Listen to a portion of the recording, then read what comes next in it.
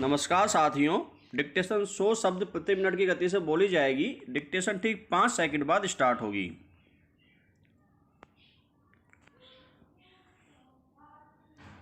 Start.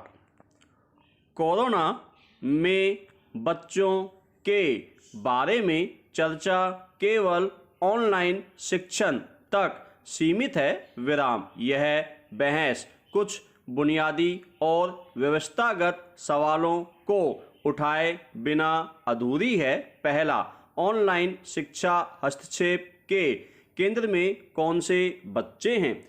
दूसरा, क्या विषयों और किताबी ज्ञान को जानना ही शिक्षा और सीखना है? तीसरा, विद्यालयी तंत्र की अर्थव्यवस्था इस संकट के प्रति क्या प्रतिक्रिया व्यक्त कर रही है? और चौथा, शिक्षा की नौकरशाही का हस्तक्षेप कैसे कार्य कर रहा है? चर्चा की शुरुआत पहले सवाल से करते हैं। विराम। पहला, ऑनलाइन शिक्षण के मॉडल में हमने बच्चों की जिस आबादी के सापेक्ष परिकल्पित किया है वह नगर में रहने वाले नौकरी पेशा परिवारों, शिक्षित अभिभावकों और मध्यम वर्गीय पृष्ठभूमि वाले परिवारों के बच्चों की है। विराम। इनके लिए दिनचर्या का विभाजन ऐसा है जहां बच्चों का स्कूल न जाना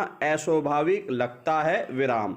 इनके परिवार में पढ़ने, पूछने, लिखने और बताने में साक्षरता के तौर तरीके इस्तेमाल होते हैं। विराम। वे इन तौर तरीकों को ऑनलाइन माध्यम से ग्रहण करने के लिए समर्थ और तत्पर है। विराम। यहाँ सवाल उठता है कि उन बच्चों का क्या जो उक्त सरलीकृत परिभाषा में नहीं आते? वे अनुभव संपन्न हैं लेकिन स्कूली शिक्षा के लिए घर में माहौल और सहयोग नहीं है। विराम। आबादी के आधार पर देखें तो उनकी जनसंख्या भी अधिक है। विराम। गांव में रहने वाले नगरीय गरीब परिवारों से संबंधित दूर दराज के इलाकों में रहने वाले बाल मजदूर, स्ट्रीट चिल्ड्रन आदि की समस्याओं और संकटों पर न के बराबर चर्चा है। विराम। पैरा, बच्चों के इस वर्ग के लिए स्वास्थ्य, सामाजिक सुरक्षा और पोषण के बाद शिक्षा की बारी आती है। विराम। जमलो मकदम नामक आदिवासी बाल मजदूर तेलंगाना से अपने घर लौटते हुए रास्ते में गुजर जाती है। विराम। अभी हाल में खबर आई है कि बुंदेलखंड में खदानों पर काम करने वाली लड़कियों का यौन शोषण हो रहा है। विराम। चाय बागानों और महानगरों के असंगठित क्षेत्रों में काम कर रहे बच्चों से जुड़ी भी अनेक ऐसी खबरें हैं। विराम। समस्या यह है कि इन बच्चों को पहचानने और इनका सहयोग करने की कोई आधिकारिक व्यवस्था नहीं है। विराम।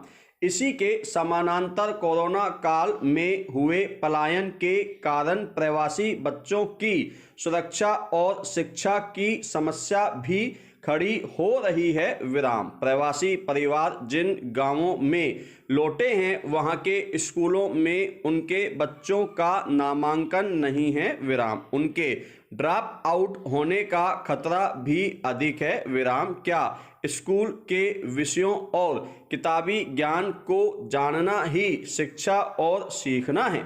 यह उस एजेंडे का छुपा हुआ रूप है जहां हर बच्चा भविष्य का उत्पादक है और जिसके जीवन को स्कूल में बांध दिया गया है। विराम। इसी कारण वर्तमान में हम बच्चों की दुनिया को सच्चाइयों और स्वाभाविकताओं से परे यंत्रीकृत और आभासी स्कूलों की ओर ढकेलने की सहमति बना चुके हैं। विराम। मान चुके हैं कि शिक्षण ही सीखना है। विराम। प्रत्यक्षतः न मिल पाने लेकिन पाठ्यक्रम और परीक्षा द्वारा बच्चों में विकास को सिद्ध करने में और मापने की मजबूरी में स्कूल सीखने का भोंडा संस्करण तैयार कर रहे हैं, जबकि बच्चे तो अपनी सक्रियता और परिवेश में भागीदारी द्वारा लगातार सीखते रहते हैं। विराम पैरा।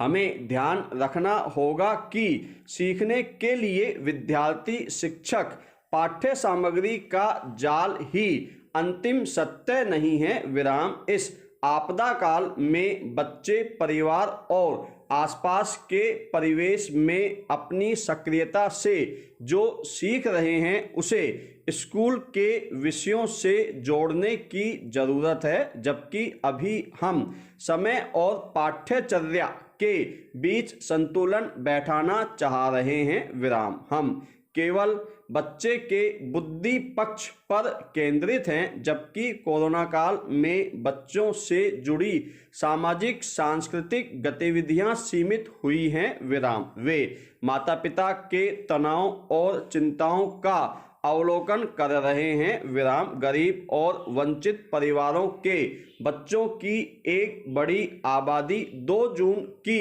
रोटी के संकट को झेल रही है। विराम बाल मजदूर और स्ट्रीट चिल्ड्रन बिना घोंसले के पक्षी की तरह आपदा काल में गायब है। विराम इस दौरान ही उजागर हो रहा है कि हमारी व्यवस्था में स्कूल के अलावा बच्चों के लिए कोई अन्य संलग्नता और सहयोग तंत्र नहीं है। विराम आइए स्कूल रूपी बाजार और अर्थव्यवस्था पर विचार करते हैं। विराम हमारी शिक्षा व्यवस्था में कम या अधिक फीस वाले निजी स्कूलों की स्वीकार्यता किसी से छुपी नहीं है। विराम अखबारों से लेकर टीवी चैनलों तक खबर आ रही है कि अभिभावक स्कूल की फीस देने की स्थिति में नहीं है। विराम इस तर्क का सहारा लेकर प्राइवेट स्कूल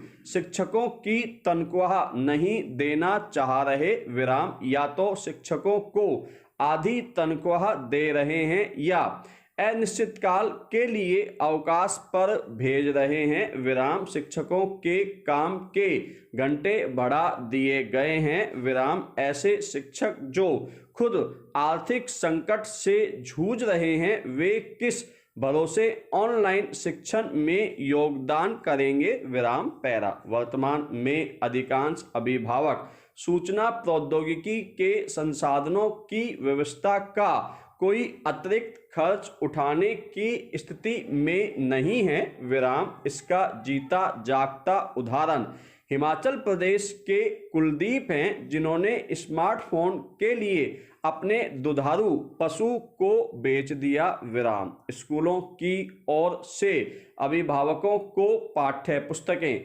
ड्रेस जैसी सामग्रियों को खरीदने का भी निवेदन आ रहा है। विराम सरकारी स्कूलों की अलग तरह की समस्याएं हैं। विराम वहां शिक्षकों को विद्यालय उपस्थित होने के लिए आदेश दिया जा रहा है। विराम विद्यार्थी विद्यालय नहीं आ रहे। विराम संसाधनों के अभाव में शिक्षक विद्यालय से ऑनलाइन शिक्षण नहीं कर पा रहे। विराम इस संकट के समय में भी वे वृक्षारोपण या अन्य स्थानीय कार्यों में सहयोग दे रहे हैं। विराम शिक्षा में नौकरशाही की केंद्रीकृत व्यवस्था का सर्कुलर संस्कृति के माध्यम से चलना शिक्षा के संकटों को बढ़ा रहा है। विराम यह संकट शिक्षा के अधिकार कानून के लिटमस टेस्ट का समय है। विराम पैरा लड़कियों, आदिवासियों, दिव्यांगों और अन्य वंचित वर्ग शिक्षा के अवसर के अभाव में पीछे न हों, यह राज्य का दायित्व होगा। विराम इस परिस्थिति में स्कूल की भूमिका को नए सिरे से परिभाषित करने की जरूरत है। विराम चाहे वह प्रवासी श्रमिकों के बच्चों को प्रवेश देने का मुद्दा हो, स्कूल के बहाने स्वास्थ्य और पोषण की क्षतिपूर्ति करना हो, बच्चों को सुरक्षा का परिवेश उपलब्ध कराना हो। इसके लिए नौकरशाही को व्यवस्था के स्तर पर पहल करनी होगी। विराम, हमें ध्यान रखना होगा कि शिक्षण सुनिश्चित करने से पहले बच्चों, शिक्षकों और अभिभावकों की दुनिया में आए सामाजिक आर्थिक बदलावों पर भी विचार किया जाए। विराम,